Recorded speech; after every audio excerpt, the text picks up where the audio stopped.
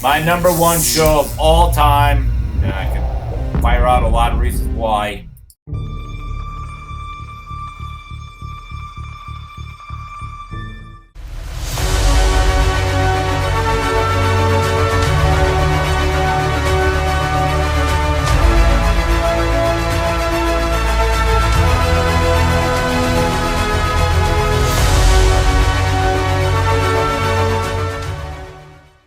Hello, everybody, and welcome to another edition of Average Superstar TV.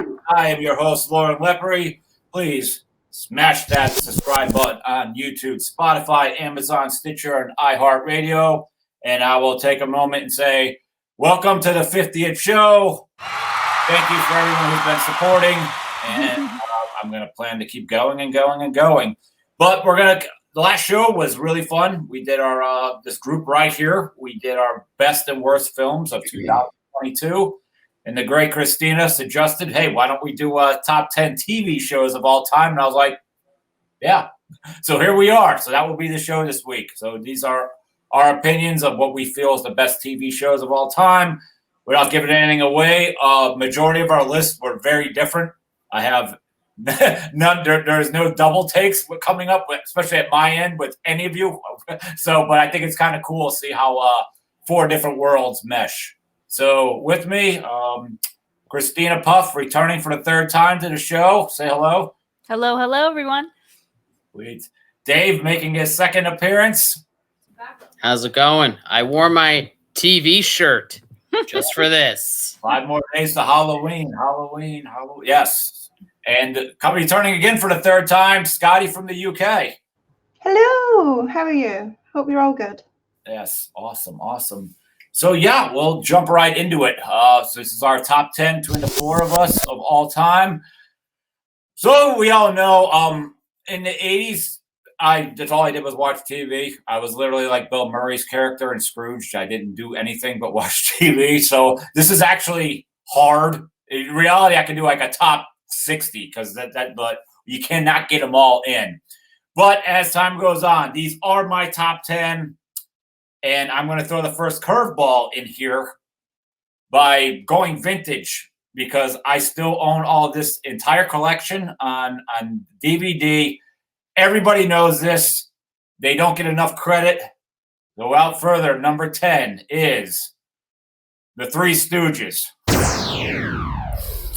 I cannot tell you, this is my go-to show anytime I'm down. They never get old. Mo Howard has a million ways he could hurt you. I just think it'd have been great in MMA, but I just think these guys were amazing. If you ever get the chance to watch the first episode, you'll see kind of a hint of what's coming, but it was kind of almost a play. The first couple episodes were almost like a play. They kind of didn't have their groove.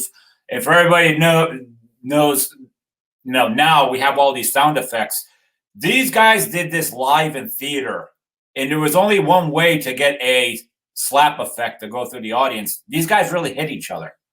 So when they actually got to the golden age of television here, then not actually have to hit each other. They could put sound effects in. Yeah, because they'd go home and have to basically take Tylenol and drop some whiskey to get themselves back for the next day, almost like professional wrestling.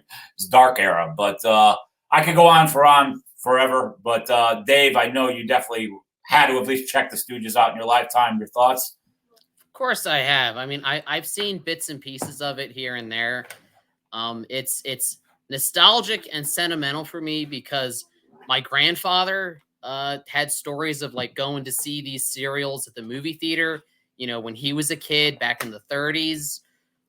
And I just think you're right that it was such a precursor to like slapstick and physical comedy. And it's no surprise it took off the way it did in popularity. In the 1930s, it was the Great Depression. People needed a distraction. People needed something just fun and lighthearted. And this was that distraction for them.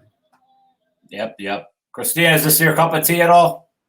Yeah, I mean, I've actually used to watch this with my dad, just for fun, but I never really got into it, but it was more of like a mom, dad and daughter thing. Yeah, and I think they're cool because they're just 10, 15 minutes short. So I just think like if you're flipping through the TV, like only have 15 minutes of Stooges are on, like, yeah, I need to see some buffoons. And when you really looked at their characters, I thought it was, now that I'm older and I'm a filmmaker, these were like, yeah, you just think of them smacking each other and all that. No, but these were like three guys you really felt bad for because they kept coming up with ideas for jobs and businesses, and they truly believed they could do it. And that's what kind of made it sad. It's like, no, you guys are a disaster, but you guys keep trying. So they're like the jackass from like whenever that came out, you know? Yeah. They're the jackasses of that time. And Scotty, this is a good one because we're all from America here. Did Three Stooges like make it over there, or is it kind of something they didn't care? Nothing. No, to be honest, no. I've heard of them because I know Americans, but I've never actually seen it. So I was just like, I don't know that one. Gotcha. No, I think it's kind of cool to get outside of America's point of view because I'm wondering between David, Christina's, and mine's like list here, like if half of them you're gonna be like head scratcher, like no, because I especially know worldwide American comedy. If you put that in Europe, it's not funny. If you take Europe, put it here, it's not because what reality comes down to is between the four. What is funny? That's a whole other thing too. There's cultural differences, as to do you get the joke? Yeah. Making fun of the president compared to making fun of the prime minister. If you don't know what's going on, you're like, So cool. All right, Scotty, we'll get into your top 10. And for your coming at number 10 for Scotty is Darknet. Floor's yours. Yeah, so it's a little Canadian, kind of like an anthology. Each episode's a different like sort of thing. So it's like there's one episode that it's you can't find it in the UK anymore. It was on UK Netflix, I think it was. It was a streaming site anyway. And there was just like it's just like little anthologies of like weird stories and stuff. But one of them that always sticks to me is the one where this woman thinks this guy's like peeping on her, and eventually she gets mad and she flips him off and stuff. And then as the episode progresses, she starts doing like a striptease for him and everything. And then the curtains whip back, and it's the guy, her neighbor across the street, has actually hung himself, and it was his body looking at her the whole time. So it's things like that, and they were just brilliant. They were really weird. Because I'm not familiar with the show. I don't know if David and Christina are, but is this something kind of like Tales from the Crypt, like Twilight Zone sort of thing, like their short stories, Tales from the Dark Side? I'd say so. Okay, and this is a Canadian show. Yep. Yeah. Cool. It's brilliant, but I only seen season 1. I think there's a couple of seasons. I don't know if it got picked up and like kept going, but you just can't get it anymore. And so there's only like a few episodes that have stuck with me, but it's still in my brain. I'm like, I wish I could watch that again. So that's why I stuck it on there. Awesome. David, Christina, any chime in on this? I wish I'd seen it. It sounds and looks really cool. Yeah. Yeah, it sounds cool. It's really messed up. Just what I like. All right, so we're going into David's top 10. And coming in at top 10 is Tales from the Crypt. Floor's yours. So, again, with the horror anthology theme, there's a lot of them out there. The Crypt Keeper is what makes this one my favorite, because I thought about several. There's Tales from the Dark Side, there's Twilight Zone. For me, the Crypt Keeper is what sells this show. Just that kick-ass opening in the haunted house, and just his endless puns for the infinite number of stories he had. He was definitely a great horror host, that's for sure. Mm-hmm. And when I was growing up, the idea of my dad getting HBO or paid anything for anything was out of the picture. So honestly, the Tales from the Crypts that I saw were like in syndication with commercials and probably watered down, but it basically took me 10 years after its hype for me to start watching. It has lasting power. It gave us one of the best Killer Santas with that Christmas one. And it wasn't all horror either. There's a really great story in there set during the First World War with Kirk Douglas and his son. And he's like, he wants him to die like a man and not be a coward. And it's just, it didn't all have to be horror. It just had to be twisted. Gotcha. Cool. And All right, Christina, I know this is also one of your choices, but your thoughts on this one? Oh, Tales from the Crypt? Yes. I love it. I just love the Crypt Keeper. I love not like he said, I mean the stories, like they're not all great, you know, they're hit or miss, but ideally this is a classic for me. It's always been a go-to as a child. So, you know, I can't not exclude it from my list. Absolutely. And for your list, they come in at number 7. Yes. So but we are with you for your number 10. And I like your choice for number 10, but I'll get back to that in a second. The floor is yours. Christina's number 10 is Home Improvement. Oh man, I love this show. I grew up with this show. And being a construction worker, when you actually watch it, like now, like when I'm rewatching stuff and seeing all the puns and stuff, it makes sense now. But you know, everything Tim Allen does, I love him in general. But ideally, I watched that show as a child because I was obsessed with Jonathan Taylor Thomas. You know, but but it was the 90s. Who wasn't? Yes, and where is he? That's what I was gonna say. Like, where is JTT? Where is he? We need to see some JTT. But maybe I can get him on the show. Yeah, that'd be awesome. But no, I just this is definitely a go-to for me when I'm watching like free TV or something like that. It's always on randomly, and I'll catch a couple episodes here and there, and it's great. I love it. And I gotta say, this was like what, mid-90s, like around 95-ish. Yeah. All right, so I started getting a life, and I was like a dog in the backyard. Once I got out, the dog got out, never coming back. So I wasn't watching TV, but I have to say, to double down with Christina here, I even knew without seeing an episode about you didn't see the neighbor, like his face, like he would look over his fence. That never happened, right? It was never revealed who it was. Like you knew who the actor was, but I knew that. Like even pop culture, like I'm out. It's like it was chasing me. It's like, yo, Tim Allen never sees his neighbor, like the full face anyway. Yeah, it's great. Cool. Dave, do you have any comment on this? So I probably watched just about every episode of this when I was a kid in the 90s. Because you love Jonathan Taylor Thomas? Mm-hmm. Because it was on and it was funny. I haven't watched it probably since then, and I don't remember that much, but I do remember really liking it when I was a kid. Wait. Scotty from the UK, did this show make an impact over there? It did actually, yeah. Funnily enough. JTT. And I did watch a few episodes. I couldn't remember much. I was like, is this the one with the guy, the neighbor who's over the fence? I was like, is this the right one? But yeah, so it is. But it did, and it was like a big massive thing of JTT. But I used to watch a few episodes with my friend, and she used to drive me crazy because of JTT. And I was like, I can't watch this anymore. So she ruined it for me. But it was good. I liked what I watched. Sweet. All right, we're going to enter the number 9s, and I'm going to continue the curveballs because we said TV shows, and this is on prime time. And this show's been going for about 25 years now, and it shows how stupid we are as a human race, as a country. They attack everybody, and especially with today's soft PC world, I'm glad they're still going and not taking their foot off that damn gas pedal. South Park.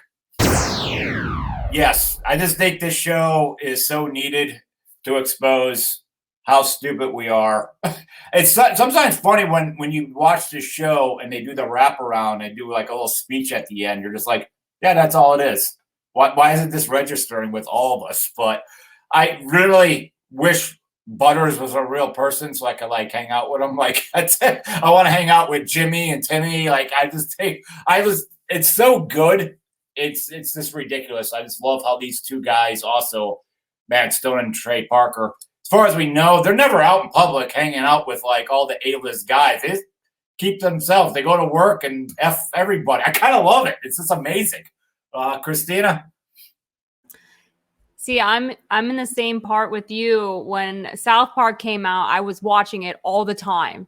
All the time. I loved it. I love everything about it. And then it got to a point at my age where I was getting older. I was hanging out with friends. So therefore, I kind of dropped the ball on South Park. But every once in a while, when I hear some controversial conspiracies or something, I have to reflect back on the show just to watch it, just to be like, they're always right. Yep. But yeah, South Park's great. But I personally, cartoons anymore, I just can't. I can't jump on the cartoon wagon as much, you know. Yeah, I think for adult cartoons. I always find girls just love that, the Adult Swim and all that stuff. But this is the only one. I mean, I don't have it on my list, but The Simpsons is amazing. But like, I stopped at season 5 because 1995 came, and I'm like, I'm out the door. I'm out. We're not against them. It's just I had no time, and South Park was so raw when it came in. I was like, I guess you can on demand all that stuff. So, Scotty, I'm curious, how's South Park over there? Oh yeah, it did brilliant. It did brilliant. I mean, I think when I'm the same as you guys, I dropped off at some point. I think round about Mr. Hanky, the Christmas Pooh. I think it was. Yeah, I think that's one of the first ones. Yeah. Oh my God. It was near the beginning anyway, but it was good humor. It was like mainly on like MTV for us, like, so you'd have like Jackass and South Park and stuff. So it was all that sort of late night stuff that you'd be stupid and watch and drink and do. That's your evening, isn't it? So, but yeah, it did really well. It still get merch and stuff now, so it's still doing okay over here. Yeah, in the 90s, the late 90s, it was that, and like Vince McMahon, Monday Night Raw stuff was like the highest selling merch of the late 90s. So it did good. Dave, your South Park thoughts, if you have any? So at first, love this show. In the late 90s, I was watching it probably when I was way too young to have been watching it. Yeah. And I appreciated like the dirty, immature humor of it. And then as I got older, I started to appreciate the whole, hey guys, I learned something today part of every episode. Yes. And then I started to actually appreciate it more. I sadly haven't really been into the recent ones just because I don't have the time. I hear they're still doing a great job. No one kind of can take an issue or a debate and just like roast both sides equally of it quite like these guys can. It is. That's great wording, brother. Definitely great wording. Moving on to Scotty's number 9. Her number 9 is you. Scotty, floor is yours. It's kind of predictable, but it's okay. It's good like time filler, I think. Like, and I love I'm gonna butcher his name. I'm rubbish with names. Penn, the lead guy. He's awesome. Joe. And so, do you know his name? Joe Goldberg, I think is the character's name. I was getting the actor's name, but yeah, so he's really good. It's just like a kind of stalkery type things. I love stuff like that, and it's kind of twisted. I've not watched the new season. I'm not up to date with that at all yet, but it's good just to like lose yourself in for a few hours. I've ended up like binge watching it, so I clearly do like it, and I like watching it like with my daughter, so it is good. It's worth a watch if you like sort of stalkery, weird things. It's a bit predictable though, I will say that.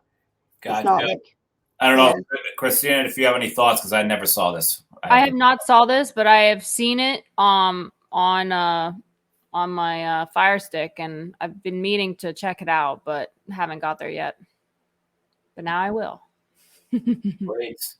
All right, so moving on to number 9 for Dave, and Dave, this was a cool curveball because I like this series too. John Adams, the HBO series from I think 10 years ago, maybe 13? It aired 2008. It aired. It's a mini series, but it technically counts. You're right, and I'm all about history, so I was right into that. I don't know if I was going to make my top 10 of all time, but I'm sure you have your reasons for that. The floor is yours. So as some of you guys may know, as much as I'm a horror fan, I'm equally a history fan. I went to school to be a history teacher. That was my major. So, I'm knee deep in it. And what I loved about John Adams was it did the best job of portraying the American Revolution, like growing up in, and I'm curious what Scotty's thoughts are on, kind of how it's taught over there. But over here, in school, they teach the American Revolution in a very simplistic, one-sided way. This series showed just how complicated and messy that it was. Yeah. Scotty, yeah. Go for it. Oh, I know that we were assholes, basically. And that's fine. I mean, there were assholes on both sides. Oh, yeah. They were. And But, this show, it really shows that. It showed, and you see John Adams, it completely changes the narrative when you see that he was the defense attorney for the British soldiers at the Boston Massacre, and he got them acquitted, and how he goes from there slowly to, like, you know, joining the revolution, and just how it wasn't like a simple overnight thing. There were a lot of, there was a lot of stuff that happened in between. Yeah, I thought the show was great. I thought the actor that escaped his name escapes me right now. The actor that played George Washington in that David Morse. David Morse. Perfect casting. Perfect casting, and I really liked how they put, like, he was an intimidating character, because that's what George Washington is. He wasn't a president that pressed buttons. He was like, watch this. He's grabbing the sword and, fighting. He's a general. I mean, I just dug his presence. He was a show don't tell kind of guy. Yeah, yeah. So, I mean, I just love the whole history of the building of the country, and, its flaws and all. I mean, because look at us now. Like, we're all flawed. We're still flawed, but I just think it's great. So Dave, I'm huge off of that. Yeah, I'm huge into history. I'm always watching the History Channel, any documentary I could. Someone brings something up I don't know about, I lose my mind. I got to go research it, so that's cool. So next was Christina's 9 with Castle. Castle. Have you guys seen it? I have not. Oh, it's about, crime. It's about a detective, and it's also a love story, but I don't know, it's one of those, you kind of, once you get into it, first you're kind of like questioning it, but then once you start watching it, it's really engaging and it sucks you in. And I love that show so much. It also reminded me of The Mentalist. It's kind of the same concept, but it's just a great go-to show if you're really into, detective work and all that. That's going to be a big thing on my list. I love, true crime and anything like that. So, yeah. Scotty or Dave, any comments on this selection? Because I don't know it. Never seen it, but I love Nathan Fillion on Firefly. Was literally going to say the exact same thing. Like, Nathan's awesome, so he's a good dude. All right, as we enter number 8, here comes our 8s. So again, I just wish this list could keep going and going, but top 10's a top 10.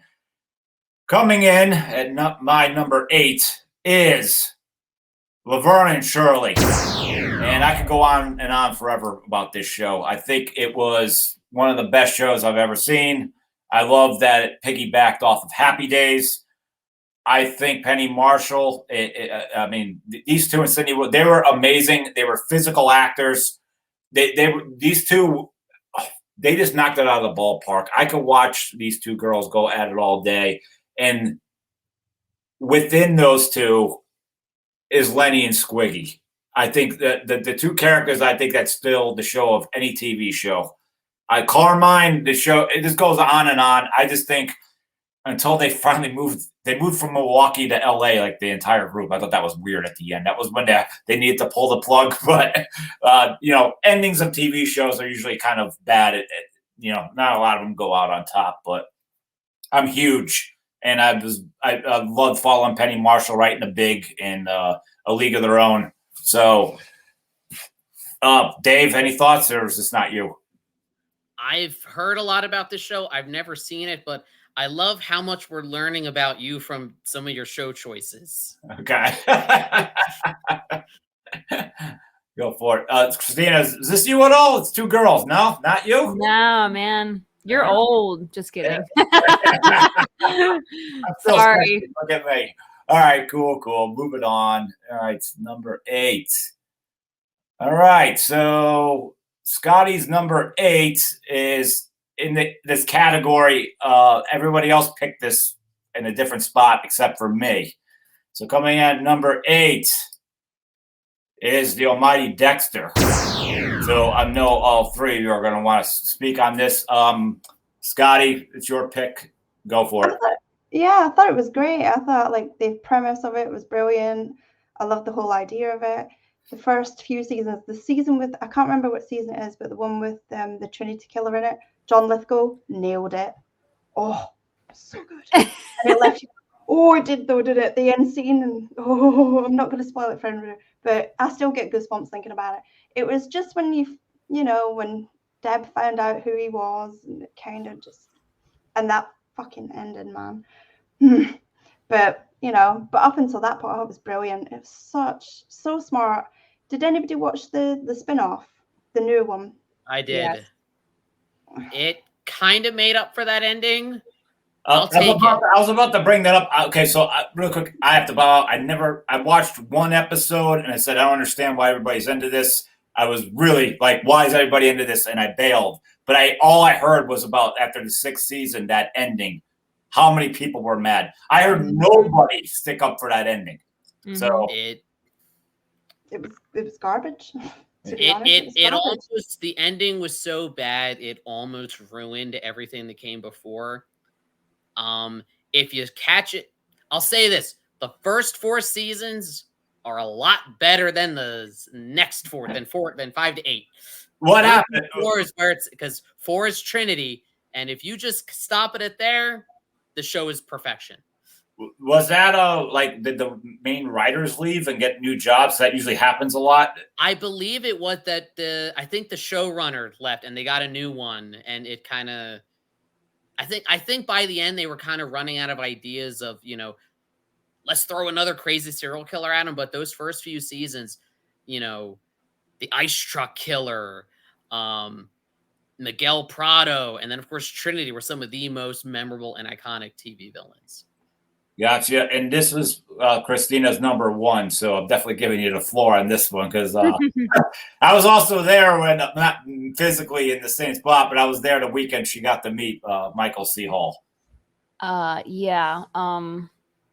I've been watching this show since it came out and obsessed. I mean, obsessed. I couldn't even believe what I was watching at first. I was like, is this shit real? Like, number one, this dude's a vigilante and he's hot as hell. I'm all about it, But Dave, what Dave says, the first 4 seasons are some of my favorite. I do think the Doomsday Killer is a really good one for being, on the lower end. But overall, the show is great. The 8th season ending did absolutely suck, but I think that the New Blood series definitely made up for it. I know a lot of people are upset about it, but I believe that they put a nice little bow on that and did the right thing. But I do feel like it might have been dragged out just a little bit too long in the original series. Either way, I love Michael C. Hall. The whole cast is great. I got like he said, I got to meet practically all of them from the first series, and it's amazing.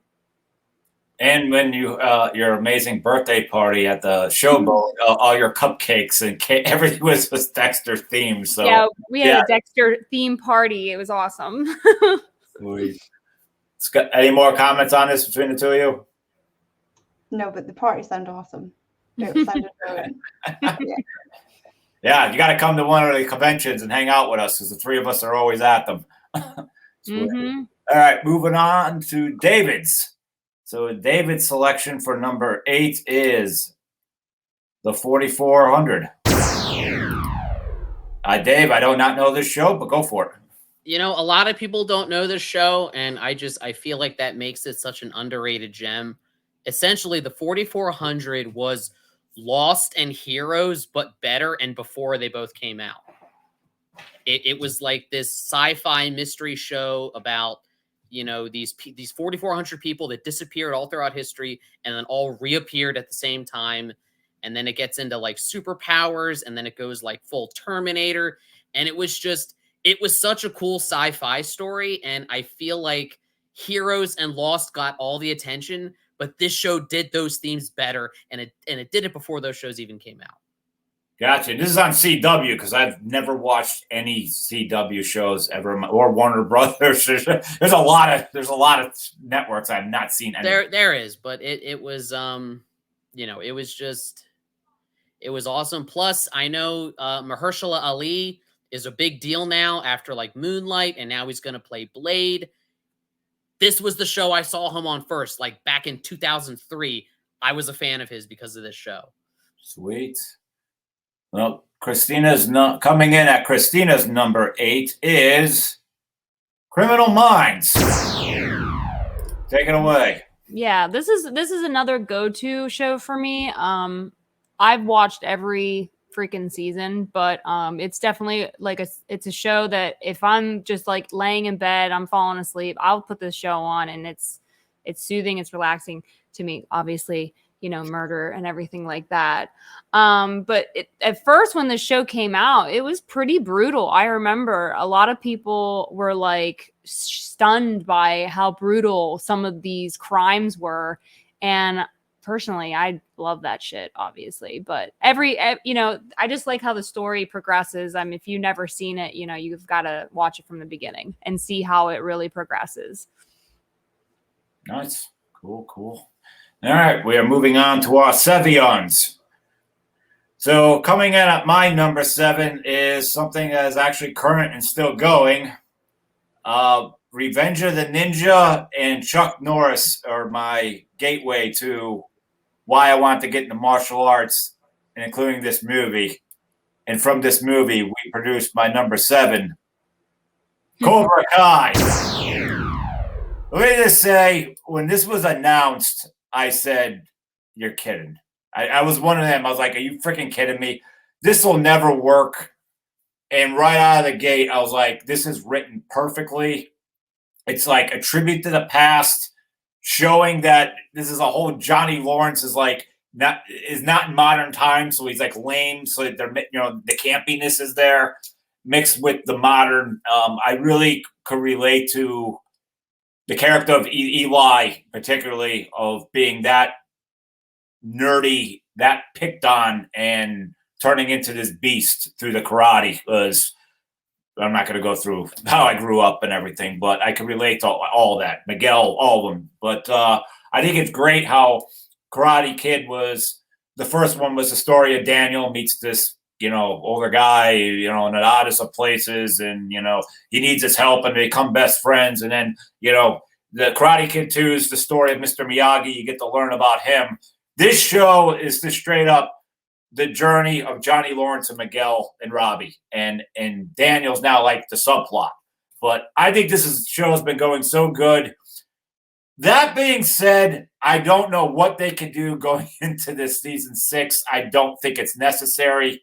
I'm scared, but they've hit 4 home runs for me, so we'll see what happens. But I'm a little scared going forward. That's why I don't think they have an announcement date, because I don't think they could come up with the right script, if you ask me. Dave, since you're a dude, are you into this? I wish I was. I saw the Karate Kid, many, many years ago. And I will say, out of all the sequels to long running properties, this is the one I hear the best things about, that people, usually, to your point with stuff like this, people are like, oh, it's just a cash grab, it's going to suck. Yeah. And a lot of people really like this show. Yeah. If it helps you, all these episodes are like 23, 27 minutes. So you can set yourself up. You don't need, that much time. You could almost just watch it where you feel like, and I think you'll get hooked. But Christina, Scotty, you into this at all? No, that's a dude thing. All right, it's a dude thing. I love the Karate Kid, though. Don't get me wrong. I grew up with that shit. Yeah, me too. All right, so we're jumping into Scotty's number 7, and I really like her number 7. I think David will too. Band of Brothers. Easy Money. Oh, Lancaster, Pennsylvania. Yes, I'm all about that. So the floor is yours on that one. It's just awesome. I love the fact that The bit that really got me is the fact that you've got the real people at the end, and they would tell you, or well, at the beginning some parts, and then at the end, you know, and it's their actual retelling of what they saw. And I actually got into it because of my ex. He's a big World War II fan, but I like World War II stuff anyway. But actually, it was just so awesome. Like, it was one of them. I wasn't going to watch it, and then I was like, I know what I'm like. I'm like slowly like watching. It's like, what's happening here? And next thing you know, I've watched the whole season, and it's they filmed it. It was filmed beautifully. It was quite touching. Like, I don't want to go into it too much, but there's the one episode where, you know, they find the prisoners, and everything. It was just stunning. It was really I believe it's produced by Steven Spielberg. Mm-hmm. And Yeah. I was so into this. I think I saw it like maybe a year after it came out, and my dad still not buying HBO in his later years. Like, I remember I went and I bought him the whole box set. I was like, you need to see this. And he was like, wow, you know. So I love anything to do with history, especially if they try not to so much make it for entertainment purposes. Yeah. I hate when they kind of start tainting with stuff. I get it has to happen, but I mean, I just thought this was a great choice. I heavily agree. David? I mean, I have the Blu-ray set for this. It's a great companion piece to Saving Private Ryan, because it was produced. So after he made that movie, Spielberg and Tom Hanks, you know, produced this series. And it is such a sort of raw, visceral window into just what this one, you know, company went through in the war. I mean, you watch the D-Day landing scene. You watch that, and it takes you back and boggles your mind, like the courage it took, not just to jump out of a plane, but to jump out of a plane as there's like anti-aircraft guns shooting up at you. And you have no idea where you're going to land. You could be surrounded by the enemy. And you know, to your guys' point, I love that it was done. Its goal was to tell the story and respect, you know, the real people who were in it. Yep. I thought it was amazing. Christina, did you happen to see this? I saw bits and pieces, but I have not steadily watched it. I do need to watch it though. Cool. All right, moving on to David's number 7. And I like David's number 7 selection because I think it was a triple spinoff, and you didn't get that very much. So number 7 is Frasier. All you, friend. Go for it. So I say this is going to sound sacrilegious. I love Frasier, but I never really got into Cheers. And the reason... so... Cheers was a little before my time, but from what I've watched of it, Frasier's my favorite character, and I love that they made him the focal point here. And kind of the reason I'm not that big like traditional sitcom with the live audience or laugh track. Like, I'm just generally not a big fan of that type of show. But this one made the list, and this one is my favorite because I relate to it so much. Basically, Frasier and Niles, that's me and my brother Chris. That's our whole dynamic. And I watch that, and it's like I'm watching us on screen. Gotcha. So back when I was saying I just lived in front of the TV, I saw every episode of Cheers. And when I saw Frasier was spinning off, that's kind of when my life kind of got together and I went out. So I did not see one episode, but I do know it was highly successful. But how many seasons? About 7?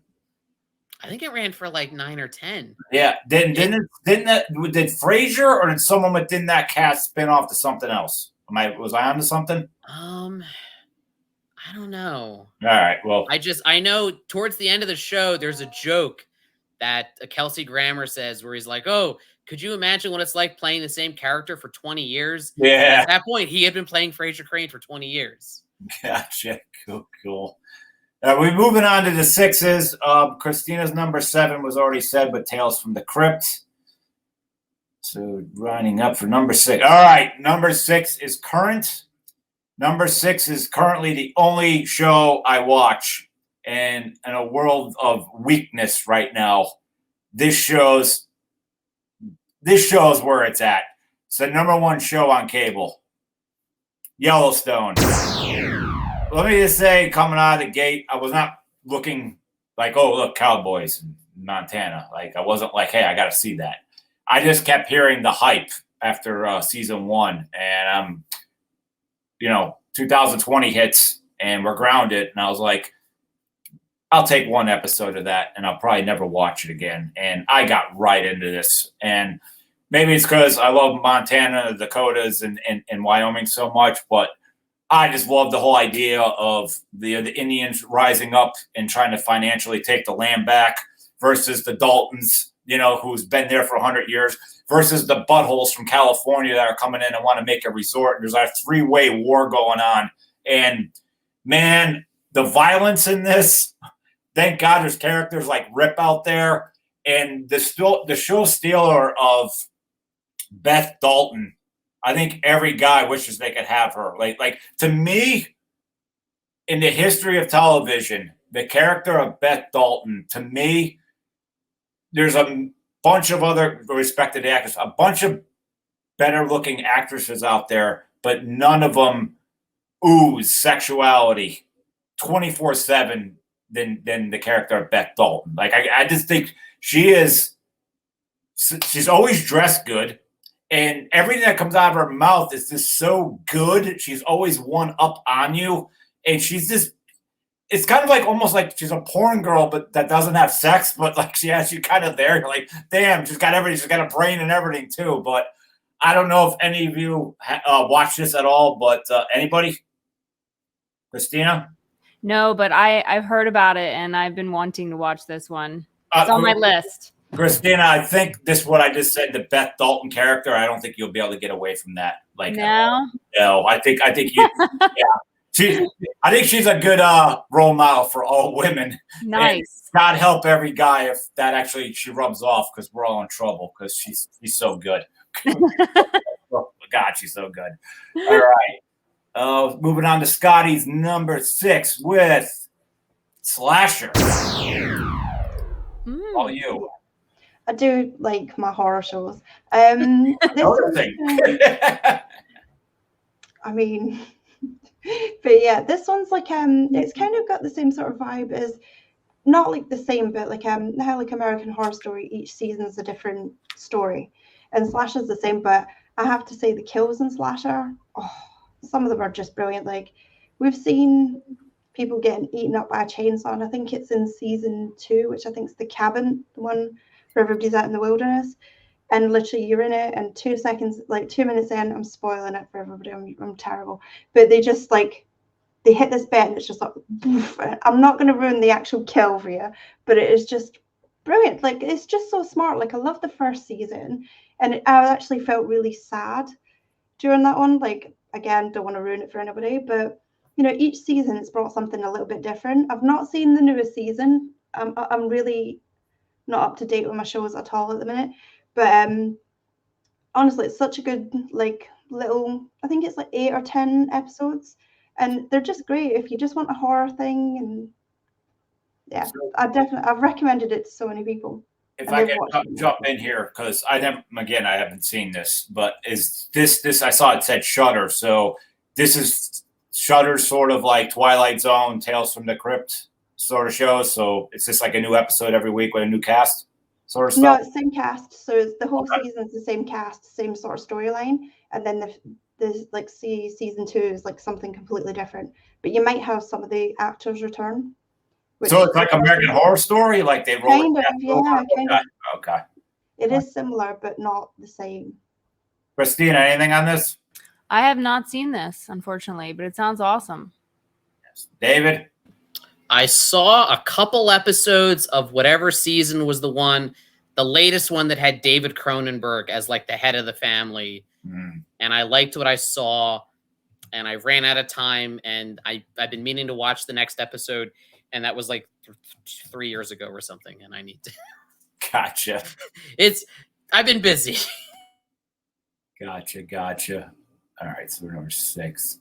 Slasher. So we're on David's number 6. I like David's number 6. House from the Fox Network. Floor's yours. So, as you know, big history fan, big horror fan. I'm also a sucker for medical shows. My mom's a nurse. I grew up on like the medicine. I grew up on the medical shows, and I love that House, unlike every other medical show, they styled it like a detective show. He's based on Sherlock Holmes, and I love the approach of like each week is like the mystery of him solving what the illness is. And I think we all wish we could be House with just how free and like liberal he is with just saying whatever he wants and not caring who it pisses off. That's so House. I never saw an episode of this, but I remember when it was hot because I think it followed 24, if I remember right. And when that was happening, but this was up for every award for a little while, right? And then it was. Then all of a sudden, did it take a nosedive, or what happened? So I think what happened was for the first 3 seasons, you have the same because he has his team. Yeah, it's like team of doctors. And then at the end of season 3, they completely shuffled it, and his team went off to do other stuff, and he got a new team, and the show was never quite the same after chemistry. That. Yeah, probably chemistry. Scotty, Christina, did you see this at all?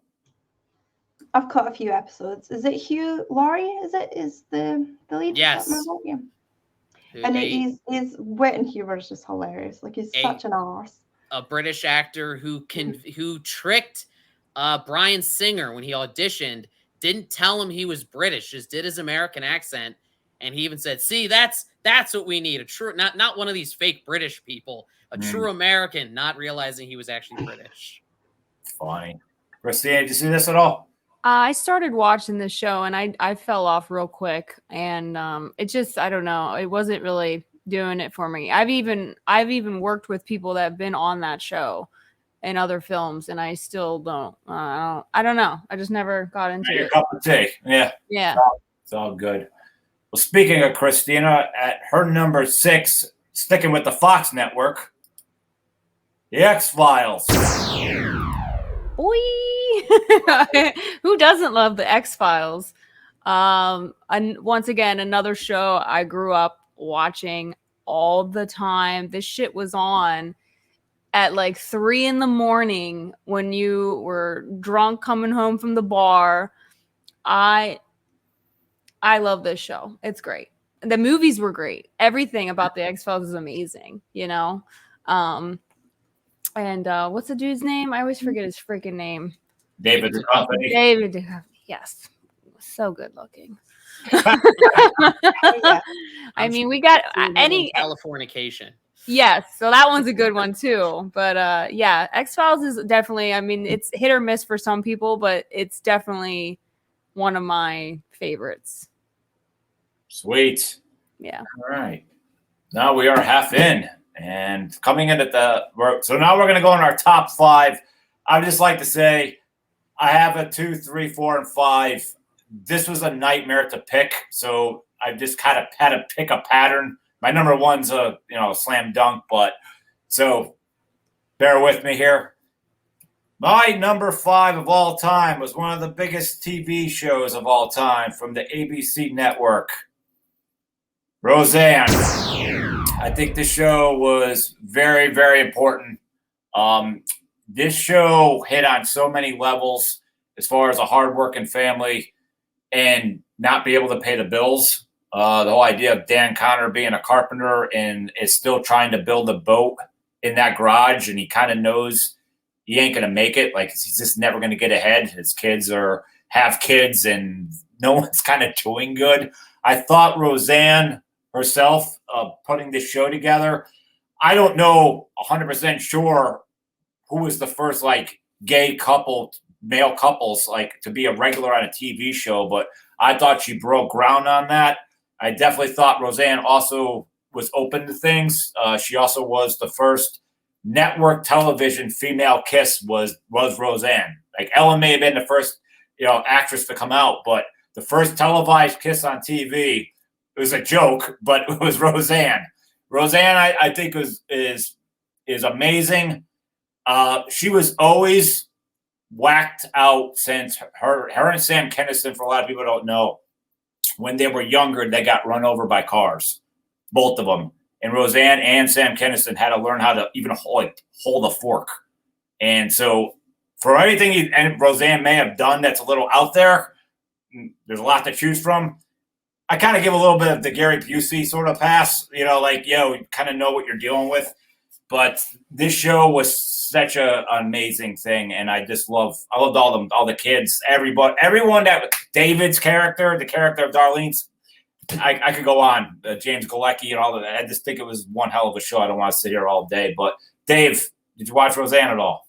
This is another show that, a lot like Home Improvement, I remember being a kid, it being on in the 90s. I remember watching, episodes here and there and really liking it, but it's one that I haven't revisited since then, but I should.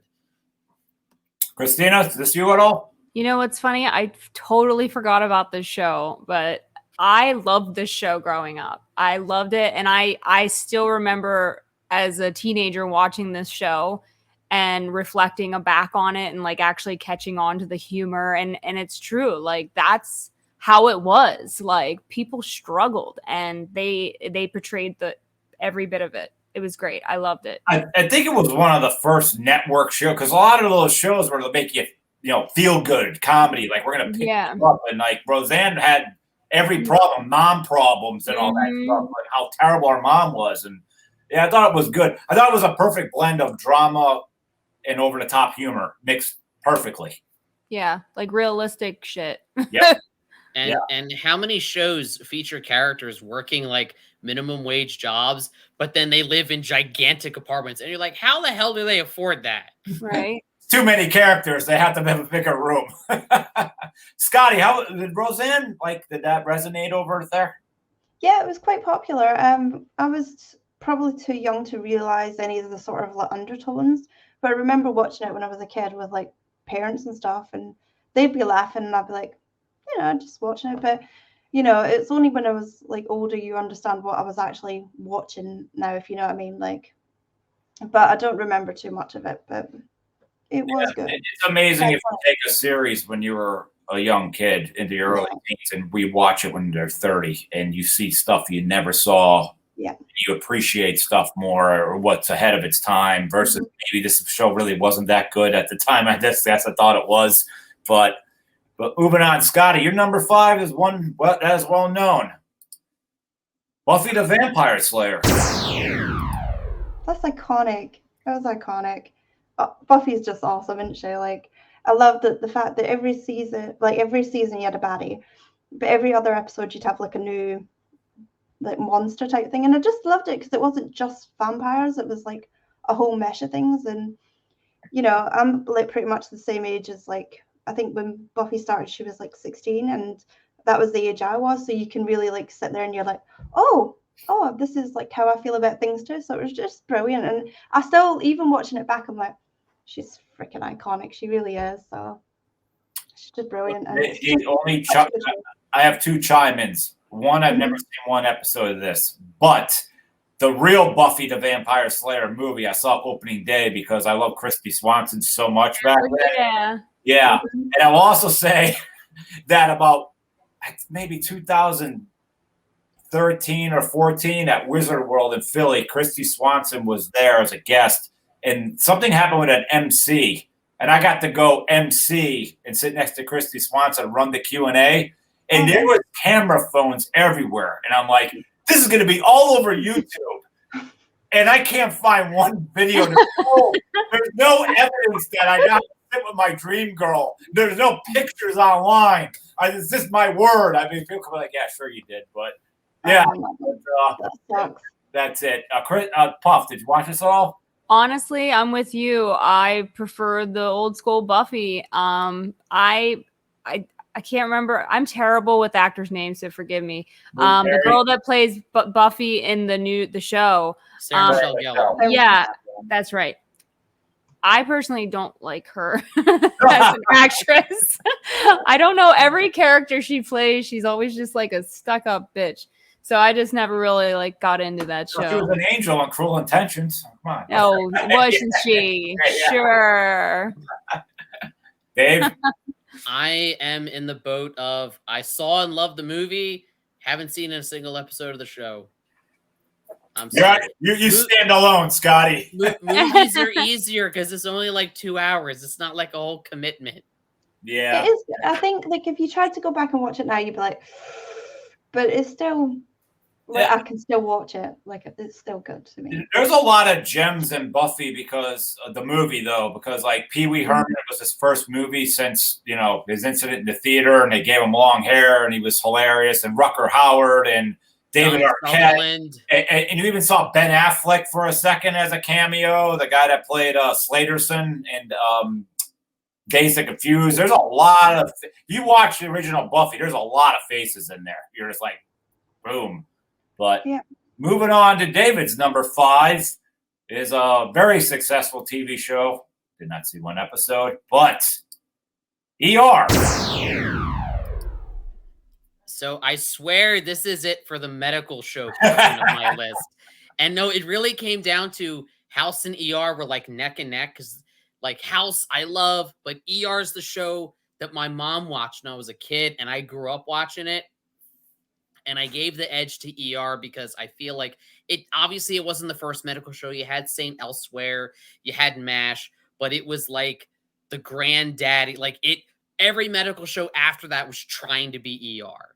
Oh, yeah. It had the huge ensemble cast. It launched the career of George Clooney. And it just, the way it portrayed trauma scenes, it rivaled the bloodiest of slasher movies with how gory and graphic some of those medical scenes got. And it held nothing back. I have 2 comments on your show, besides that I didn't see it. Number 1, George Clooney was a regular on, for a while on Roseanne, believe it or not, when he wasn't that popular. So that's something everybody should keep an eye on. And 2, I believe at one point this show still continued to have success even after George Clooney left, because didn't they bring John Stamos in for a few seasons and it still did okay? So Stamos comes in for the last few seasons, but it remained one of the highest rated shows. I think it still it holds a world record for the most Emmy nominations because it ran for 15 years, and it was the most expensive show. And like Clooney is only around until season 5, so he's only there for the first third, but it still ran for another decade. Very successful. And a lot of shows struggle when you bring in new characters and get rid of old ones. It struggles with that chemistry and with the dynamic. But what was important about ER was the ER itself was the main character. So it's like characters could come and go, and you never felt like you were losing anything. Coolness. Moving on to number 5 for the almighty Christina is a show that still talked about and did very, very successful for HBO. The almighty Game of Thrones. I have a couple things to chime in on, but it's your selection, Christina. Go for it. So yeah, I actually, when this first came out, I was in my college years. I did not watch the show at all until literally, I think it was 2020 or 2021. I started watching it and I fell in love with it immediately. And I've seen bits and pieces of it before, but once you get into it, it's madness. It's really madness. And I love that type of just, you know, kind of victory. Like, I don't know. And then Peter Dinklage is amazing in it too. I don't know. It's just one of those shows you got to watch. I will say the new, what is it? The spinoff, the House of the Dragon. Yeah. Don't save yourself the time. Don't watch it. I quit at episode 4 when it went woke. I was like, I'm out of here. Yeah, it's horrible. Horrible. Dave, I'll save mine for last. So I almost included this on my list. And I'm sorry. I know we talked about it with Dexter, but that ending, I feel like the ending of this was worse than the ending of Dexter because this actually did ruin everything that came before it. I loved the show. It was like the best of the best high fantasy. Peter Dinklage was amazing. But I think the second, when they got to the end of season 4 and they started going off book because George Martin wasn't writing fast enough, it kind of started digging its own grave. And where the writers were kind of in a rush to end it.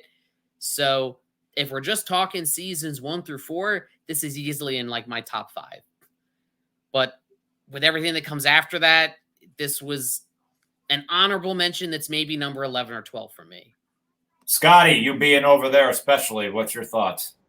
Oh man, like it was so good. Like, and it was, the production was brilliant. Like everything, the storyline. Like when Joffrey died, everybody was like, "Fuck yeah," you know what I mean? And it was brilliant.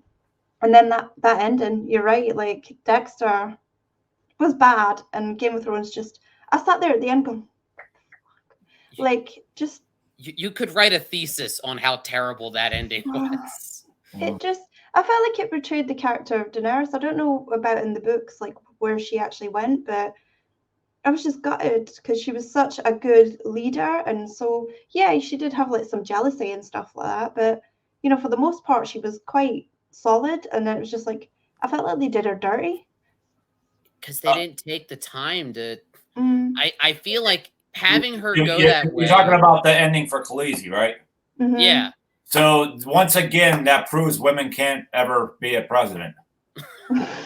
I just have to say, like, I was just like, really? But if you look, Cool. so the earlier, there's hints that she could become a mad queen. And if that's the way you wanted to go, that's fine. But you gotta lay the groundwork and sow your seeds and let it, for a show that let things build naturally. Those last 2 seasons were like a mile a minute. Mhm. Yeah, You it was feel definitely like- rushed. Yeah, I felt like at the end it was just kind of like, oh, she's gone into that sort of madness, and I'm like, where the hell did that come from? Like, she was doing okay. So let me seesaw what I think of what Game of Thrones is. I kept hearing about this show. They're like, "Lord, you love medieval shit so much. You're gonna love this. You're gonna love this." So when the last season, I think it was 7, was coming, I was like, I'm gonna binge all of this. It's 2020. Nothing's going on. Get into this. You know, try to be a part of society for a little bit here and be able to actually talk about something current. I watched this episode 1, and I'm like, this really better pick up. Here's what every Game of Thrones episode was to me. Someone dies brutally. Naked girl for no reason in the background. A penis in the background for no reason. Peter Dinklage is funny, and a dragon flies by, and there's the credits. That is basically, when you say Game of Thrones, that's the sum of what I think it is. I have to tell you, with the biggest stern back I have, I could care less about every Stark. The one girl at the end that takes out the white, whatever, she was the only one that grew. That redheaded girl, I didn't remember her name. I just wish she would die every week. Sounds like We got a Lannister sympathizer here. Not at all. I didn't, and then I think it was season 3. Like, they kill the king's like wife and the son at the bar, and I'm like, I don't care at all. You can keep killing all these people, but there's a gem that kept me going with this. I do have some comments. That first off, the actor that played King Joffrey, what an actor! Because wow, was he annoying. Oh my God, I just couldn't wait for that the kid to go. What a freaking brilliant actor. I really did like Aquaman. Like those first 8 episodes, I was like, oh, he's gonna die and come back, and I was like, okay, he's not coming back. I thought that was cool, but the one character in this show that is so. This is how I really walk around if I see shit, and this is what I want to say. The freaking Hound, to me, is still alive. He landed somewhere else. He's not really dead. That's how much I love the Hound's character. I could go to YouTube and put in the best the Hound and all his clips of what he says for 6 minutes, and I could just replay that and be laughing better than any comedy I've ever seen. He is. I wish they could just do a spinoff of him. The Hound is everything to that show. And I do stick up for, I don't know, when you guys say the ending, I don't know if you mean Khaleesi in that last episode, which really there was no reason for it, but the fight when everyone was like, it's too dark, I didn't care. I have to admit, I love that. I don't know what your thoughts were, but I liked all that. The arrows, and they all go running out. They all go out one by one. I was like, damn, this is going to be hard. That was the best episode of that season. Yeah. And just don't watch anything. Pretend it ended there. I also got to say, too, the dude who got his wiener ripped off and then finally dies at that last second of last, I was like, he could have killed him. He could have walked off camera and never came back. I had no sympathy for that dude, especially him trying to have sex, like while he was a prisoner, like when he could get away. Like, oh, I'll stop and try to have sex really quick. I went, dude, come on. You're in medieval times. You could do that another time, you know, but I don't know. I think is the most comments we had was this Game of Thrones. I kind of want to watch your commentary on every episode now. Yeah, send me out. Again, it's naked girl for no reason, penis for no reason. Peter Dinklage says something funny. Someone dies who I didn't even really get to know, and then a dragon flies by. You say that like those are bad things. You know what? I thought Game of Thrones was so oversexed. Like every time I walk, just people walking, there's like 15 girls making out in the background, and I'm like, I love sex as much as the next guy. After a while, I was like, is that necessary? Like, really, is that necessary? But I don't know. Sometimes I just wonder the flow of things, you know. But again, it was a hit, so I should just shut up. All right, moving on to our number fours. Number 4 is pretty current and recent. 11 seasons. Congratulations to AMC.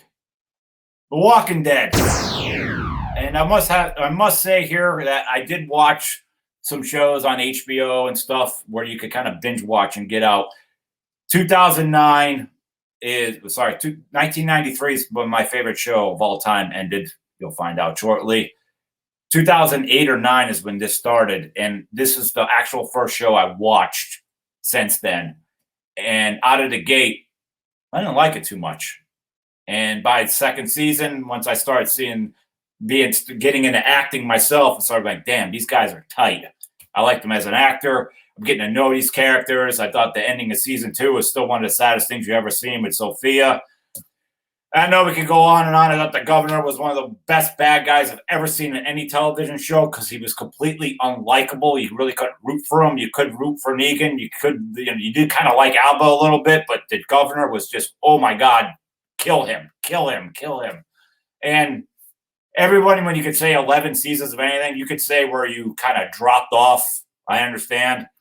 I rode this right to the very end. Even Scotty here was on the immediate wrap-up show when it ended recently, and it's still going when spinoffs, but there's a lot we could say here. Dave, start with you. So speaking as one of those people, I dropped off around season 5 or 6. It was kind of slow to start, but you're right. It had some of the best characters, some of the best.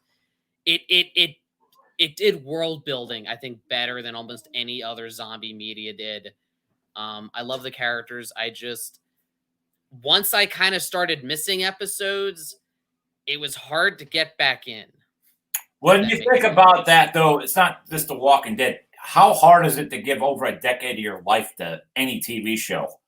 It is. It's just no matter what it is, anything, you know? So I get you. That's why I said, like, I always said, oh, Walking Dead, I stopped at this. I'm like, thanks. I'll write that down, you know? yeah. People wear that as a badge of honor where they dropped off. Yeah. But Scotty, I think you go for it. I think you watched everything straight through too, though. Yeah, start to finish, watched the whole thing. And it's the fact that it didn't feel like 11 years, though, did it? Like, you have to admit, it didn't feel like 11 years. No.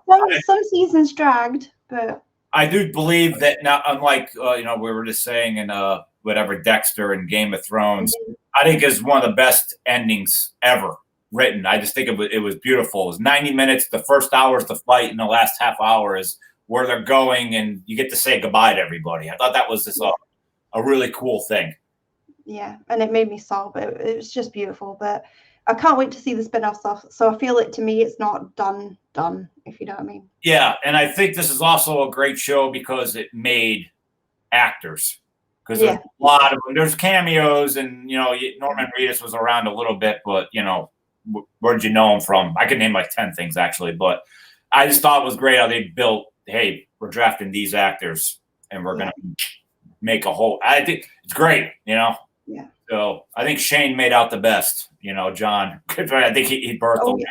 Yeah, he made out the best out of the – he left in the middle of the best, like, time you could leave, and, but – Christina, Walking Dead thoughts at all?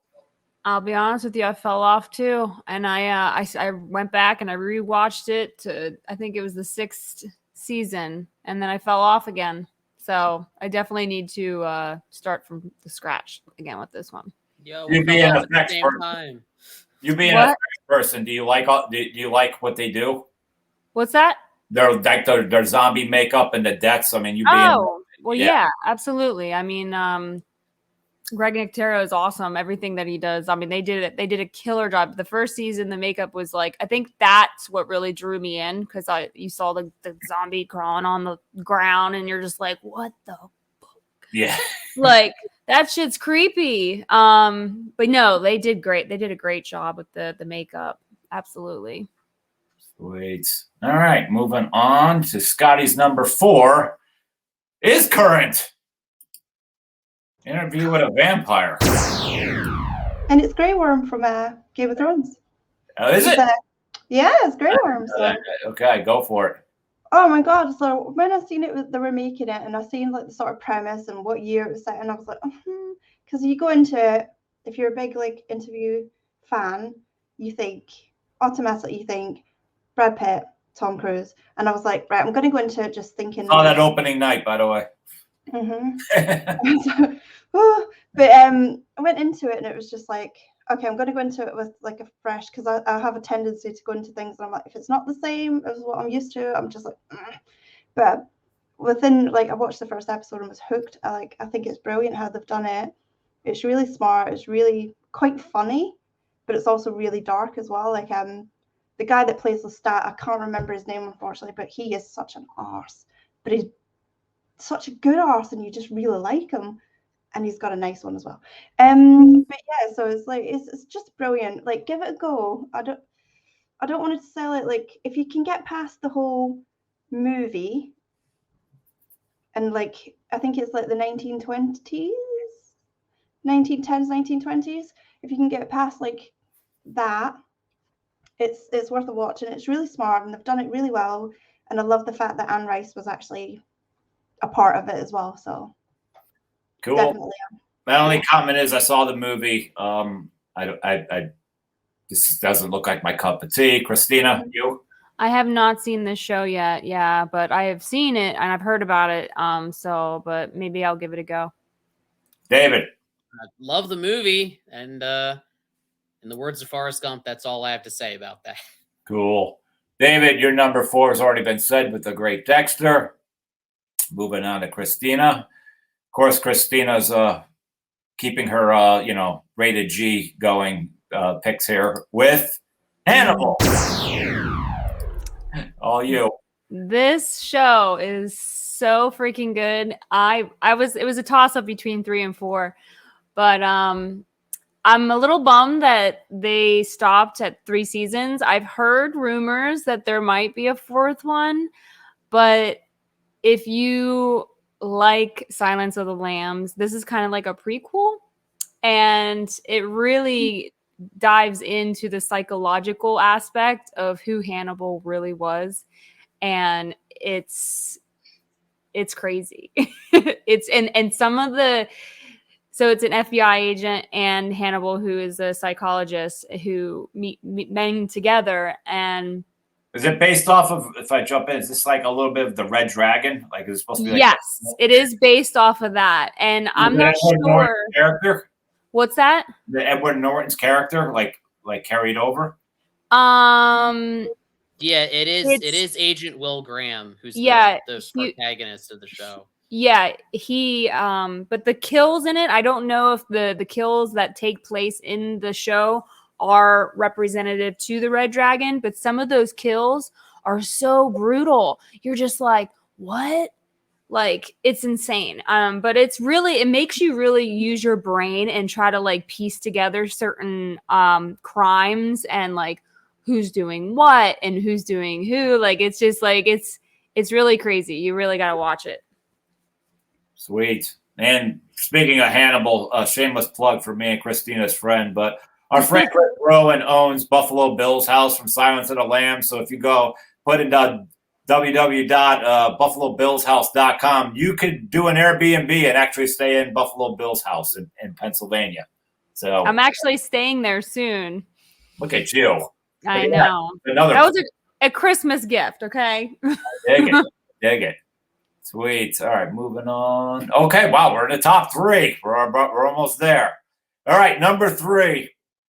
11 seasons, the Fox Network. To me, like I said, I didn't know how I was going to do this outside of number 1. But coming in at number 3, a show I wish was still active, especially how soft PC we got in the last bunch of years. Married with Children. Where are you right now? This is the show that when you talk about shows that went there, this show went there before anybody else, and they got so much flack, and they just kept twisting the knife, and they went. What a great set of writers.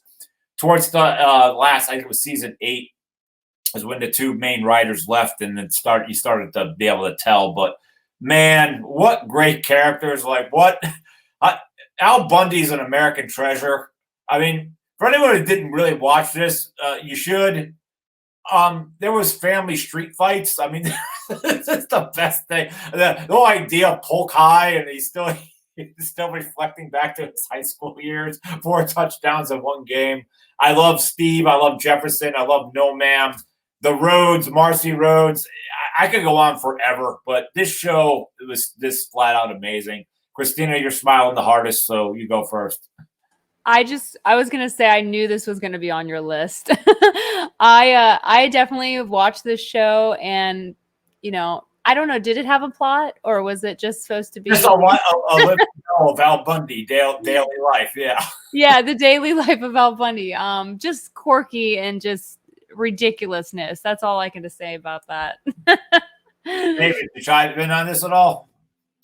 I mean, this was I grew up watching this in the 90s. Basically, Al Bundy is my stepdad, and that's like the running joke in our house. Was it like, oh, they made a show about you? But I just loved it. It was the anti-sitcom, like how they did a whole, It's a Wonderful Life Christmas episode where Al Bundy says everyone's better off without him, and he's like, no, I gotta be around just to spite them because they can't all be happier than me. They almost called it Not the Cosbys. Like they were trying to go that far over here while that was happening over there. So crazy. Scotty, did you know this show? Did this work overseas? Yeah, it really did. I used to watch it with my auntie. So I'd go over at the weekend, and it would be on at the weekend. That's when they'd run it in the UK. And we'd stay up because it would come on about 11 o'clock. And she'd be like, do you want to watch Married with Children? And like, I probably didn't get all the jokes, but I knew what was happening was funny and kind of crude, and just it was just mental. And like, I don't think any young girl didn't look at Christina Applegate's character and go, I want to be her. Gosh, yeah. Which is great. Yeah, I like Peggy Bundy too. I wanted either one of them. Peggy's brilliant. But crazy. But maybe you guys know, maybe you don't know, but this show was not doing good in ratings because it was on the Fox network where they only had like 2 nights going. And I don't know what religious person called out and said, this show is impure and all that. And it actually made the ratings, like everyone had to flock and see what was going on. And it caught on. If this guy didn't say this, the show was probably never not gonna make it. It's the Barbara Streisand effect when you try to protest something, but you just end up drawing more attention to it. Yep. Yeah, that's what did it. And I'm glad, I don't remember the person's name, but I'm glad they did it. Thank you. Number 3 for Scotty's pick is Prodigal Son. Yes, that's the Jesus dude, right? From Walking Dead. Yeah, Jesus, yeah. Short hair. I don't know nothing about it. Go for it. So Tom Payne's character, Malcolm, his dad was like a surgeon, and he was also a serial killer, and he gets put into prison. And Malcolm is now was an FBI profiler, got fired, and is working with this I can't remember where it's set. I'm rubbish. But he's working with the police force anyway.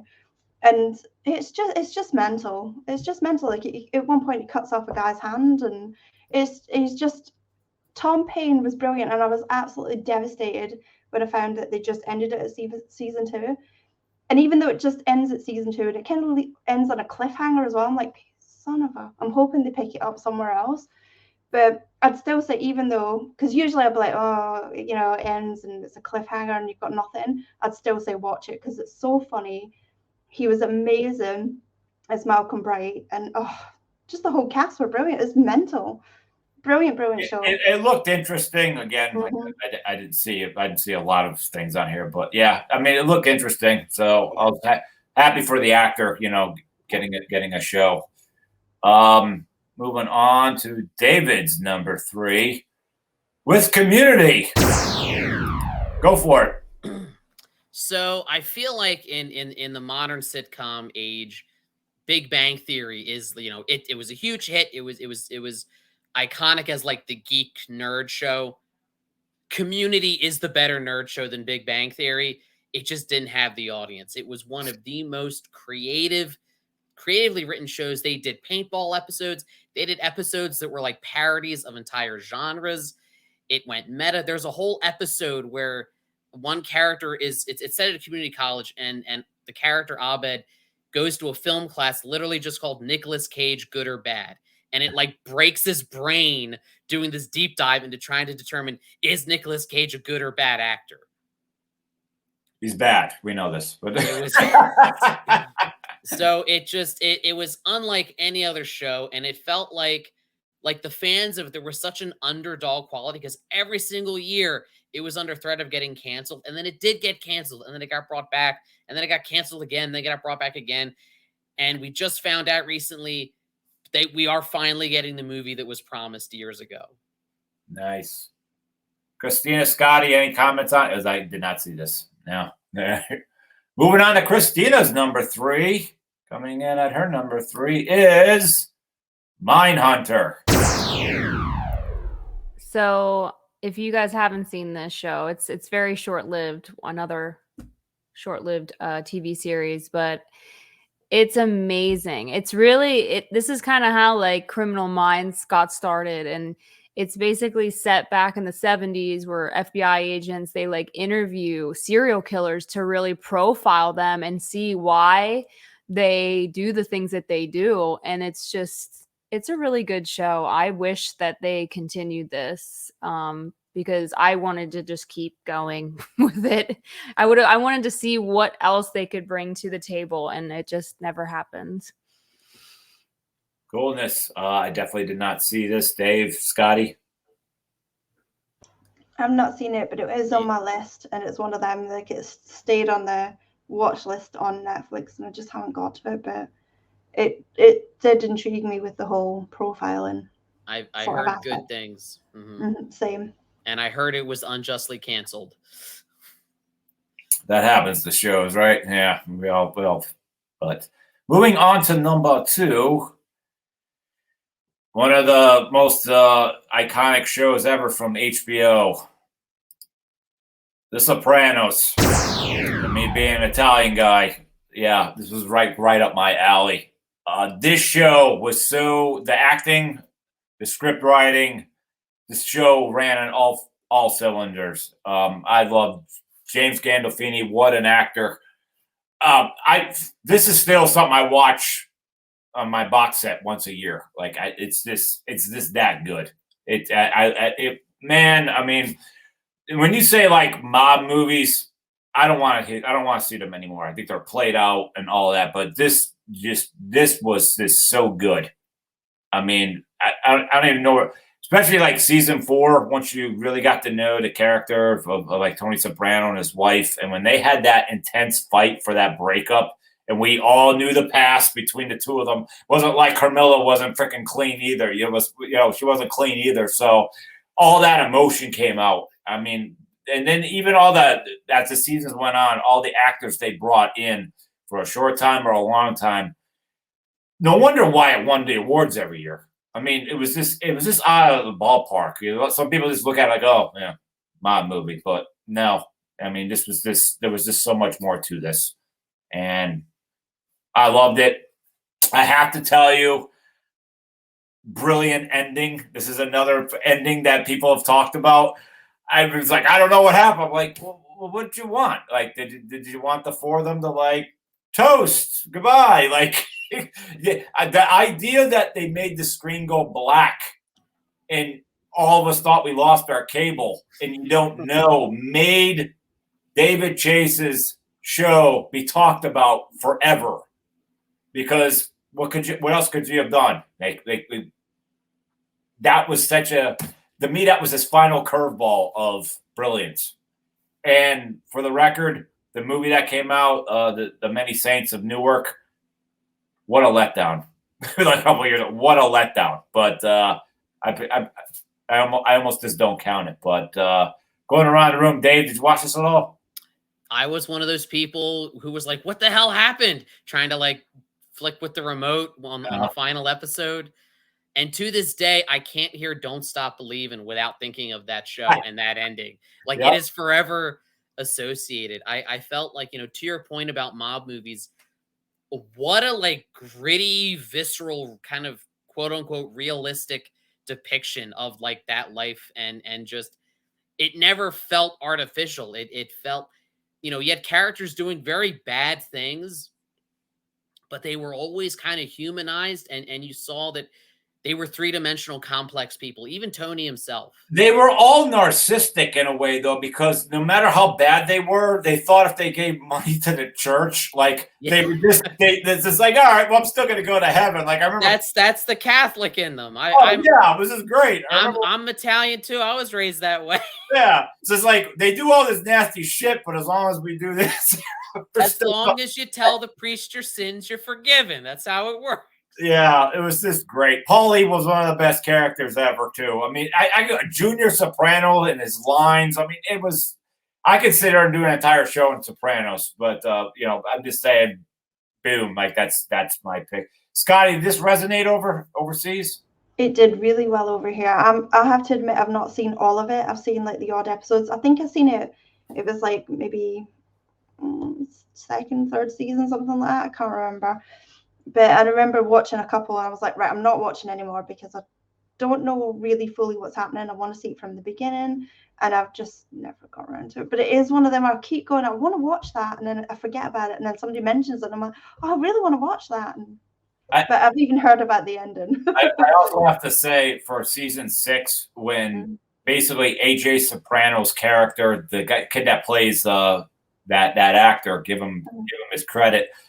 He basically was 2020 woke way before all that, like when he snapped and went all emo and was crying about everything. But the part where he tries to commit suicide, I can tell you I hated what an actor because he kudos to him. I got out of my chair and was like, please, like I didn't want Tony to save him. That's how much that character got under my skin in season 6. But cool. Christina, I have a feeling this isn't your cup of tea. It's okay. All right. So Scotty's number 2 is The Handmaid's Tale. It's heavy. It's definitely heavy. I mean, I have to say, like, it completely separate to the actual storyline, and Elizabeth Moss's phenomenal acting. Like, that woman can do things just with her face, and you're like, I know what you're feeling. It's the thing that really stands out for me is the way it's shot. There's like certain scenes, like there's a funeral scene and they're in the snow, and it's freaking beautiful to watch. Like all the reds and the sort of bluey greens, and it's the way it's filmed is gorgeous. Whoever they've got like doing lighting and the way they're shooting it is just you can't, even though it's so horrific to watch, it's beautiful, if that makes sense. So just from the cinematography standpoint, it's stunning. But I love the fact that I've read the books.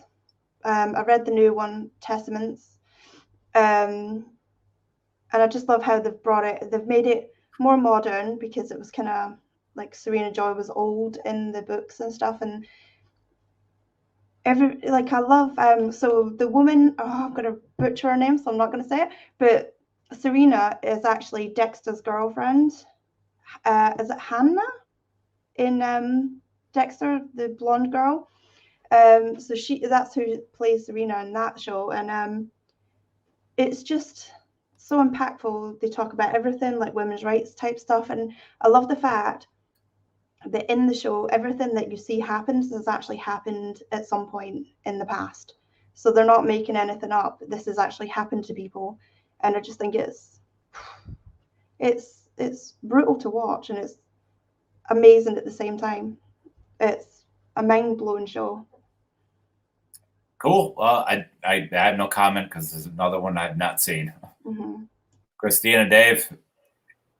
Yeah, I started to watch it and I kind of fell off. It was it's one of those shows that you really have to like engage yourself with, you know, because there's a lot of things that you can miss. And at first it seems like it's a little dry at first, but it definitely started picking up after a while. Either way, I definitely need to finish it. Sweet. All right. Well, number 2. So this amazingly works out this way too. We're doing these individually, but since the pecking order hit at the same time, I'm going to do Christina and Dave's number 2 since they're related. David's number 2 of all time is Breaking Bad, and Christina's number 2 of all time is Better Call Saul. So why break these into 2? Let's go together. So David, go for it because I could even get in on this one. So the funny thing is, I was torn between Breaking Bad and Better Call Saul, and I felt like I had to pick just one. And I like Breaking Bad a little bit better, but what a show that just completely the cinematography, the creativity with how it was shot, the way that it starts off as almost like this really depressing idea. You know, this guy's got cancer and he's going to cook meth to make money, and how it turns into like a Shakespearean tragedy where your hero turns into your villain and you're rooting for him.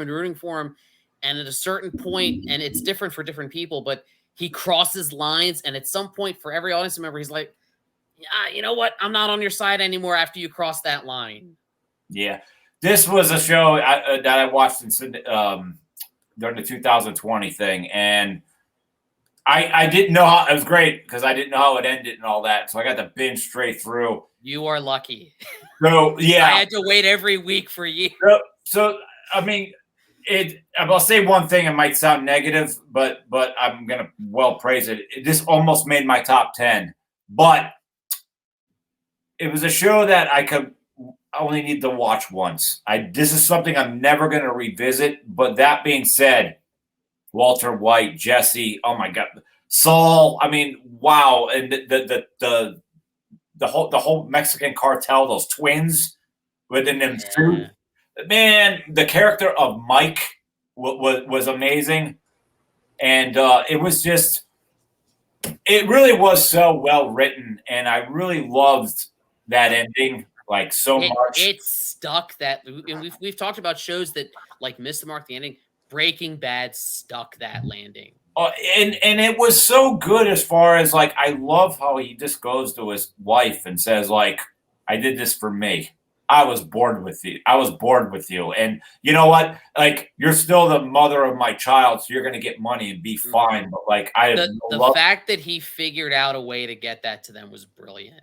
Oh, it was so good. And I really love that ending of the cops are coming. And what does he do? He goes and physically touches the equipment that's what he was in love with. Like, that was his legacy. Yeah. Like before his spot. So good. And I even liked the Netflix.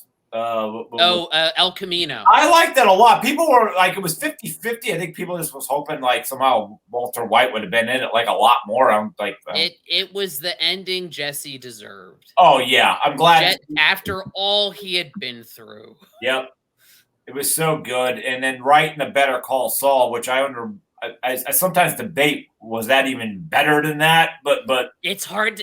It's hard to tell. Yeah. So, Christina, I know you just dropped out a second, but we're basically just bringing up Better Call Saul now. We were just talking that highly of Breaking Bad. Right, right. Yeah, Better Call Saul. I don't know. Like I enjoyed Breaking Bad, but after watching it for the second time, I just found Walter White so annoying. He like really agitated me, and I think that's the whole purpose of that show, just to agitate people. But a great ending, don't get me wrong. But overall, I think Bob Odenkirk was he was the star to me. I don't know. Like I'm so happy that they made a show just based off of his character. And it's a prequel, and it runs into where he meets Walter White and Jesse Pinkman, which And is really beyond. cool. And Yeah. beyond. Yeah. Yes, it's just great. I don't know. I just love that show so much. Yeah. I think it's a great show to watch too, for like a learning experience too, because he's a criminal lawyer, and he's such a scumbag, you know what I mean? But it's just, I don't know, it's a great show. It's a scumbag you just can't help to not root for. It's compelling because you see it, especially in Better Call Saul, you see how hard he tries to play it straight, how hard he tries to impress his brother and like be a good lawyer. And the world just keeps shitting on him. So you're like, no wonder he becomes a scumbag. And you created a monster that would have been so relentless, It was just relentless once you cross the line with him, and he would do the work that other lawyers couldn't. And imagine, I mean, Chuck, you hated the man, but you couldn't deny he was a genius. Imagine the powerhouse if Chuck had actually accepted him, that they could have been together. United. And it was just really cool because there were so many characters in that died in Breaking Bad, but it's like it was a cool way to see them again for a while. Like every time someone showed up, like it was. I dug that. It was so brilliantly well done, and I was really happy with the ending. I was really happy seeing Carol Burnett in that final episode, because I think she's one of the best actresses that ever lived. So it was even cool to get an icon like that involved. But yeah, I could literally do a whole show just based on those two, because it was so well done. And I would say the only tragedy of that whole entire series between the two of them, I didn't like in Breaking Bad how Mike's character checked out. I literally felt like they didn't know what to do, so someone wrote something really quick. Like, this is the best we got. We only got this location for the next 2 hours. Let's just shoot it. But I like Mike's character a lot. I just like that, like, the voice, the old cranky voice, and just direct, like, here are your two choices. What are you going to do? And that's it. It's just like, pick one now, 10 seconds, like. Mike was so cool. To plug my earlier pick, that actor, Jonathan Banks, is on one of the seasons of Community as a criminology professor, and he's just as funny as he was awesome on those shows. Coolness.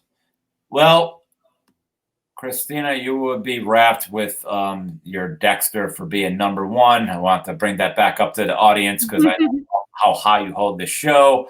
I would also like to just say, out of your entire list, 1 to 9 are all crazy, bloody, gory, psychological thriller, and Home Improvements are only comedies. So you are very sick, my beautiful friend. I'm going to go for Scotty's number one. That would be Orphan Black. Not familiar. Go for it. Oh, it's brilliant. So Tatiana Maslany plays a clone, and you find out like all about this like illegal human experimentation, and you're just watching the lives of these like clones interacting. And I mean, there's like scenes where Tatiana's in it 4 times and she's playing different people, and they're all playing off each other. Like, it's freaking phenomenal. The cast is amazing.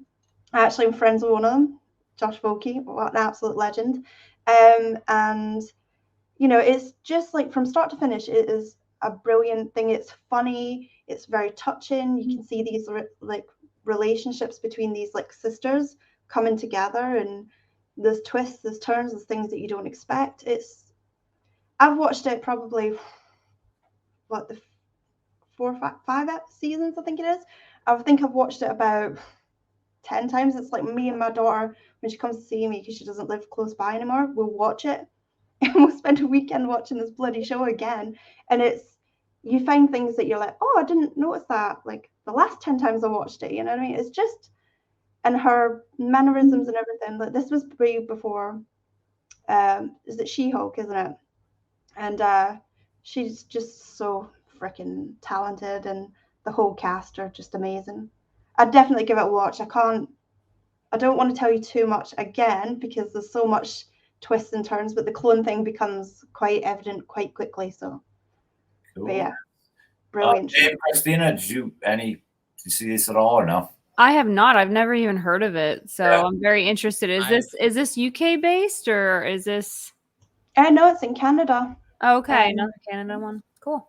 I remember here I've seen ads for it when it came out, and I've heard all those points advertised just about how she plays like 4 different characters in one scene. Mhm. I just haven't ever watched it, but I should. Scotty, I must say, looking over your list here, that you're just as twisted as Christina is. You two guys, you two should hang out. You got to come party. Yes, definitely. Definitely. Even Band of Brothers being the only odd one out, that's obviously still about violence. It's still war. Still people get blown up. All right, so we're down to the 2 number ones, and I'm going to go with David's first, and it is definitely a curveball here. David's number 1 is Rome. If you look at the rest of my list, it's not that much of a curveball. Yeah, I just didn't think this would. I would have thought, maybe Game of Thrones would have been over that. I did see both of these seasons, but the floor is yours. Before I get into that, go for it. So a little about Rome. It was a show that was on HBO back in 2005 and 2007. As a history major, as a huge history buff, Rome, like ancient Rome, is my absolute favorite time in history. So this show really resonated with me. And I feel like it's what I always say, Rome walked so that Game of Thrones could run. This was the first time HBO had experimented with these like giant sets and like going medieval and ancient and just, essentially the reason why the show only ran 2 seasons was it collapsed under its own massive budget because the attention to detail was insane. There'd be a scene where characters are walking down the street in ancient Rome, and there's a guy making bread, and there's a guy glass blowing, and they're doing it in the exact same ways they would have done it back then. Like every little detail. And all the while, it's telling the story of Julius Caesar and how Rome goes from being a republic to an empire. Yeah, Dave, I definitely dug the show. I just thought the pacing, it just seemed too fast. I don't know. I guess because look at how long the Roman Empire was around. I guess you could have stretched this out, but it just seemed. And there was so the second season, it covers like 15 years of history, and they definitely needed more time. But that was them getting the word from up above at HBO. Hey, you're only going to get 1 more season, and they're like, oh shit, we got to wrap everything up now. Then, but initially they had planned to keep it going. They were going to even move the series. I wanted Caligula. They were going to get to that. There was a plan to feature a whole season in Israel with like Jesus and all that going on, and like the ripples that had on the Roman Empire, and just it. As a history buff who loves ancient Rome, like this was the show. I wonder if they would have this even brought up, like eventually, like the missing ninth realm, like what happened to them and stuff. That would have been kind of cool if they crossed that in. But I don't. Scotty, Christina, did you happen to see these 2 at all? I didn't think No, I've not seen it. It sounds like my cup of tea, though. Yeah, it's definitely worth the check out. But I think Dave's right. It was. It was very. It was a stepping stone for Game of Thrones. It's much like Game of Thrones, a lot of violence, a lot of nudity. They asked in an interview the historical advisor, they said, is this really, why is there so much violence and nudity? He said, honestly, there's not enough. That's what Rome was like. Man, we got to go there. All right, cool. Cool. All right. I know I chatted with you guys really quick during the week about any honorable mentions, but I do have a couple quick here before I do number 1. I'm just going to breeze right through it. 21 Jump Street, Cheers, Happy Days, MASH, Brady Bunch, Cosby Shows, Christina, The Munsters. Yeah, so we could really probably sit here if we were really to go on and on. We'd never get off. But my number one show of all time, and I could fire out a lot of reasons why, will always be The Wonder Years. And I can't tell you the perfect storm. Kevin Arnold's character starts. He's 12 years old. He's got like a nerdy best friend. I'm 12 years old with a nerdy best friend. Dan Loria, the father, kind of a cranky guy, direct, fearful, but also a good guy. My dad, not that as intense and that grumpy, but the mother, really a barrel of joy, but also kind of a wrath too. This show really resonated with me, and even though it was starts in 1968, Kevin Arnold's going to 7th grade. I'm going to 7th grade. So a lot of the stuff that we encounter, yeah, we're years apart, decades apart, but you could all relate to it. I thought the music was amazing. It's one of those shows where the script writers left in the 3rd season, and I thought they did just fine without them. That's a rarity. What an amazing show. What an amazing era. And especially the pilot out of the blue where it's kind of like this drama / comedy. And we have Vietnam going on. By the end of the episode, the character Wendy's brother, Brian Cooper, dies and takes you into a dark area of like, wow, So I just think this show hit a home run. I had no interest in any way of seeing what's out there right now. I know there's another version of it out there, but I could make an entire show out of this. But this is an untouchable series. And when it ended in 93, my life kind of came together and I was like out the door and never back. But what a show. David, did you happen to see this at all? So this one was a little before my time. And it's okay. I unfortunately have not ever seen an episode of it. Yeah. Scotty, Christina, did you happen to see any of these? I did see, I knew of it, obviously, the 90s, but, never, 88 to 93, so I wouldn't know. I wouldn't blame you if you didn't. Yeah, it was a wee bit too before my time. Yeah. I definitely saw this show, and I'm surprised I didn't even think about this, but this one probably could have made my list of top 10s, honestly. I grew up with this show, so there was moments where it was, you were crying, you were upset, and what was their name? Wendy Cooper. Wendy Cooper. Yeah, she was great. Yeah. It was just an amazing show. I think, and it was one of the big curveballs of the show. They never told you where. Like what town, what state, or whatever, because they wanted the viewer to say, like, well, this kind of, it could be wherever you want it, Right. You grew up. So they always made sure you never saw signs, welcome to this state, no license plates. And I remember even the street block in California where it was filmed, they said something happened and all the palm trees died except for one on the street. And they were like, this is perfect because we can't show it's like Florida or California. And there was one palm tree that made it.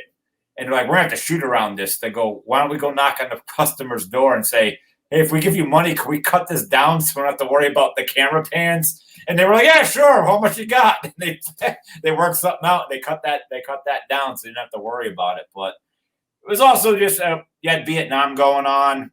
It was a crazy era. You had the Beatles. I mean, it's amazing. And I think it's a show that's not talked about enough. And no. Did they bring this back at one point?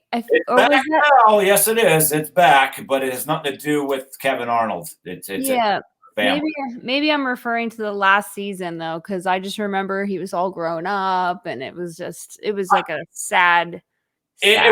So the reason the show really died is because those characters were 17, so it was cute when they were crying when they were like 12 or 13. It was cute. Now you're like, these are whiny kids. You kind of had a little bit of when I watch it now, I'm like, oh God, Wendy even sucks at this point. Yeah. So, but it was also one of those things, like, I think 90210 came out and was starting to really beat the crap out of them in the ratings. And, you it wasn't so much the lack of ratings, but it was, ended why it's sort of on top, I guess, is sort of show. So, but, wow, guys, we knocked all that out.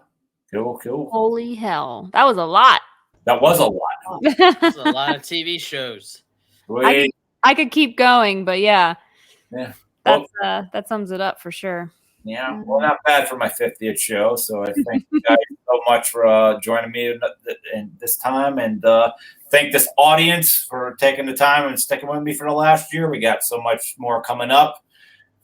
Scotty, feel free to plug your website. It's just Scotty on YouTube, so just interviews and nonsense soon. So, Great. Dave.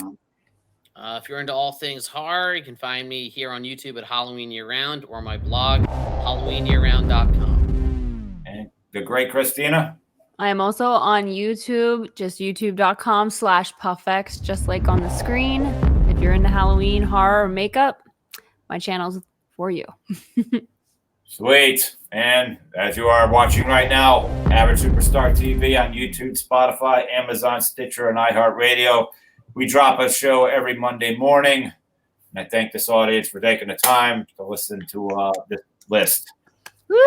With that, this long party is officially over.